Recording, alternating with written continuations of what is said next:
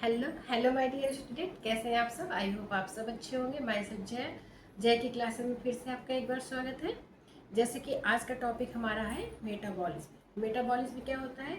Metabolism एक important topic है। UGC net, JRF, TGT, PGT, LT, home science से related आप कोई भी एग्जाम की तैयारी कर रहे हैं उसके लिए ही इम्पॉर्टेंट है मेटाबॉलिज्म। मेटाबॉलिज्म क्या होता है? मेटाबॉलिज्म हमारी बॉडी में टूट फूट का कार्य और निर्माण कार्यों का सम्मिलित रूप, दिस इज कॉल्ड मेटाबॉलिज्म। आधारित चयापचय कहते हैं। जो मेटाबॉलिज्म होता है दो प्रकार से हमारी बॉडी में होता है, टू टाइप का होता है, एक एनाबॉलिज्म, एक कैटाबॉलिज्म। जो एनाबॉलिज्म होता है इसमें निर्माणकारी कार्य होते हैं। निर्माण कार्यकारी मतलब निर्माण कार्यकारी कार्य क्या कौन कौन से होते हैं? जैसे कि एंजाइम बनना, हार्मोन्स बनना, एंटीबॉडीज बनना, ये हमारी बॉडी में निर्माणकारी कार्य होते रहते हैं, मतलब ये बनते रहते हैं। चाहे आप सो रहे हैं, जग रहे हैं, कोई भी स्थिति में है, ये निर्माण कार्यकारी होते रहते हैं। जो कैटाबॉलिज्म होते हैं टूट फूट के, कैटाबॉलिज्म में जो क्या प्रोसेस होता है इसमें टूट फूट के कार्य होते हैं।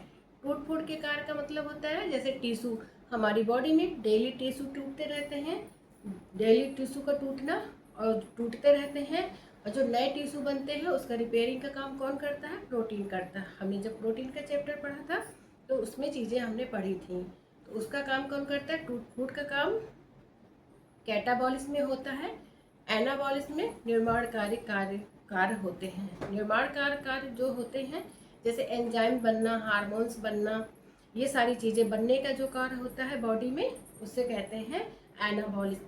कैटाबॉलिज्म टूट फूट के कार्य होते हैं, this is called anabolism. Next जो हमारा है कार्बोहाइड्रेट, पाथवे ऑफ कार्बोहाइड्रेट। जो पाथवे ऑफ कार्बोहाइड्रेट होता है इससे आप क्या समझते हैं? इंपॉर्टेंट है, कई बार पूछा गया है। Pathway of carbohydrate, pathway of carbohydrate, carbos, carbos के जो मोनोसेक्राइड होते हैं, कार्बोज मोनोसेक्राइड के रूप में बॉडी लीवर में पहुंचते हैं। जो कार्बोज होते हैं मोनोसेक्राइड के रूप में लीवर में पहुंचने के बाद ग्लूकोज में बनते हैं।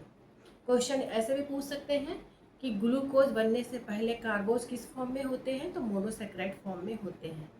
कार्बोज मोनोसेक्राइड के फॉर्म में हमारी बॉडी में जाते हैं, लीवर में अवशोषित होते हैं। कार्बोज मोनोसेक्राइड फॉर्म में अवशोषित होकर लीवर में पहुंचते हैं। लीवर में पहुंचने के बाद ग्लूकोज बनते हैं, मोनोसेक्राइड से ग्लूकोज बनते हैं। ग्लूकोज बनने के बाद हमारी बॉडी को एनर्जी मिल जाती है, लेकिन मतलब अधिक मात्रा में ग्लूकोज किस में बदल जाते हैं? ग्लाइकोजन में। ग्लाइकोजन कहाँ संग्रहित होता है? जो ग्लाइकोजन होता है हमारा लीवर और मांसपेशियों में संग्रहित होता है। समझ गए होंगे? जाते हैं तो मोनोसेक्राइड होते हैं कार्बोज का फॉर्म है। जो कार्बोहाइड्रेट होते हैं कार्बोज होते हैं मोनोसेक्राइड फॉर्म में लीवर में जाते हैं। लीवर में जाने के बाद ग्लूकोज बनते हैं। पूछा गया, ऐसे भी क्वेश्चन पूछ सकते हैं, ग्लूकोज बनने से पहले कार्बोहाइड्रेट जो होते हैं कार्बोज होते हैं किस फॉर्म में होते हैं? मोनोसेक्राइड फॉर्म में होते हैं। कार्बोज मोनोसेक्राइड फॉर्म में अवशोषित होकर हमारे लीवर में पहुंचते हैं। लीवर में पहुंचने के बाद ग्लूकोज में कन्वर्ट होकर हमारी बॉडी को एनर्जी देते हैं। और जो अत्यधिक मात्रा में ग्लूकोज होते हैं, हमने बताया था कि अत्यधिक मात्रा में ग्लूकोज ग्लाइकोजन में कन्वर्ट हो जाते हैं। तो ग्लाइकोजन में कन्वर्ट होने के बाद वो लीवर में ही जमा रह जाते हैं और मांसपेशियों लीवर में संग्रहित हो जाते हैं। ये चीज़ें हमने पढ़ी थी। आई होप आज की चीज़ें आपको समझ में आई होंगी, अच्छी लगी होगी क्लास। मेटाबॉलिज्म से काफ़ी क्वेश्चन पूछे जाते हैं। एनाबॉलिज्म, कैटाबॉलिज्म क्या होता है, ये चीज़ें आप एक बार रिवाइज कर लीजिए। PYQ आप ज़रूर सॉल्व करिए। कल हमने जो PYQ सॉल्व किए थे एक बार आपने रिवाइज किया होगा। किसी को कोई प्रॉब्लम आती है फर्स्ट पेपर सेकंड पेपर से रिलेटेड तो आप एक बार पूछ सकते हैं। आई होप चीज़ें आपको समझ में आई होंगी।